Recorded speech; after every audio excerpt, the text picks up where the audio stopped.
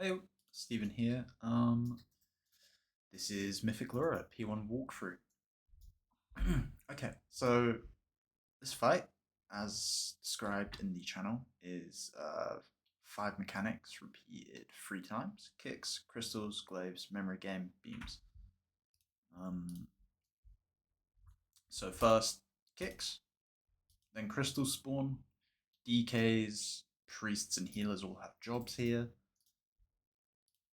We'll grip crystals onto boss. They need to die quickly, so just AoE them down. We'll be gripping crystals like here, just sort of at directly at the back of the boss. So make sure not to be standing here because you pick up crystals just by walking over them.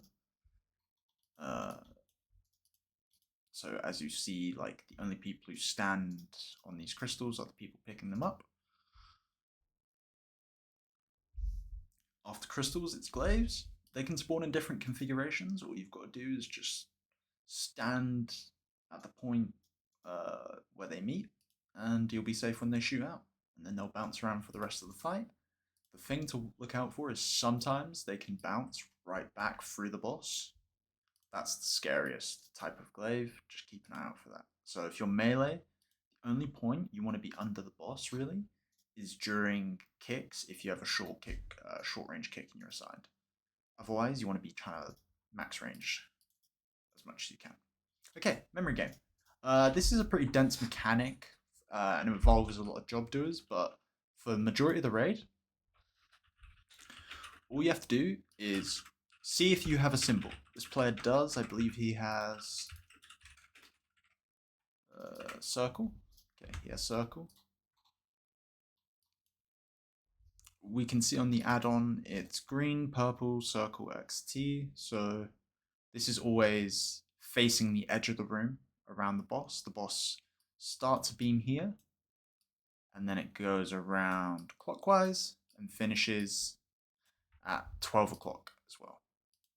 So for this, it would be triangle, diamond, circle, X, T. Um, they don't have to be in a perfect circle or anything. This is just the order they have to be in. In theory, you could have like this if you really wanted to, you know. So continuing on, we see they just get into shape. Boom. And then it's beams. Beams can spawn either just to the left or just the right of the boss. So we're looking at either here or here. These two lines, it's one of these two.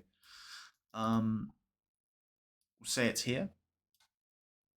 What you want to do is be directly underneath the boss, not necessarily in his hitbox, but aligned with him vertically. And then react to where the beam is and cross it as fast as possible. It won't be active at first, but as soon as it passes the boss's hitbox, it will be. So just play in the middle of the two possible spawns. As soon as it spawns, run across and then follow it. Both beams go the opposite way they spawn. So if it spawns on your left, it will then be going right. So this beam will be going this way. And you want to just follow it. So beam spawns, they cross left, follow it, follow it, follow it. Boom. Moving over one pillar is generally all you need. And then it's interrupts. Like I said, if you're melee, you want to make sure you're not out of range of any of these. Be careful of glaives, obviously. If there's a glaive like here or here or here, these are really scary. So, crystals.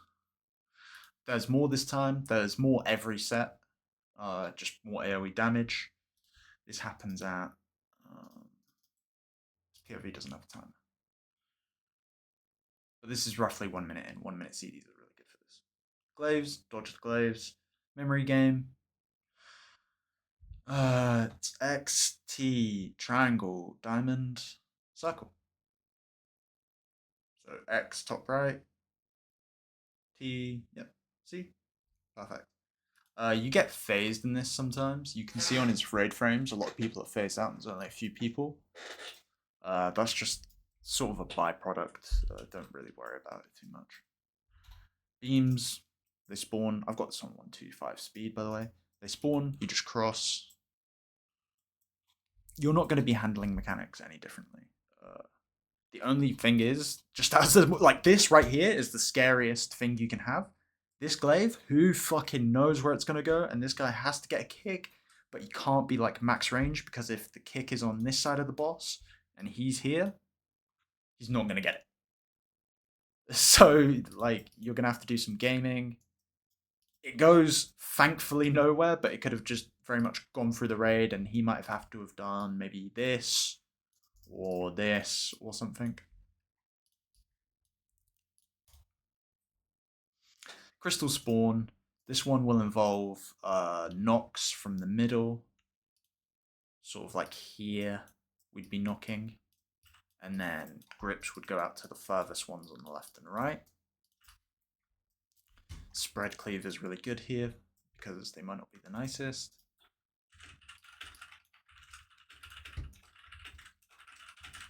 Alright. And glaives. This is the last memory game.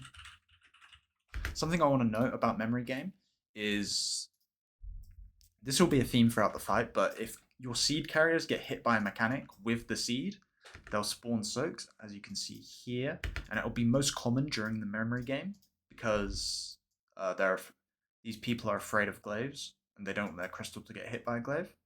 If you see a soak on the floor, boom, try and help soak it if you're not a seed carrier. This is what a soak looks like when someone's in it. They might be phased and you might not be able to see them. Like you can see on Bansh's raid frames, he's got like half the raid unavailable. This is what a soak looks like when no one is in it. Sort of like the Chimera circles.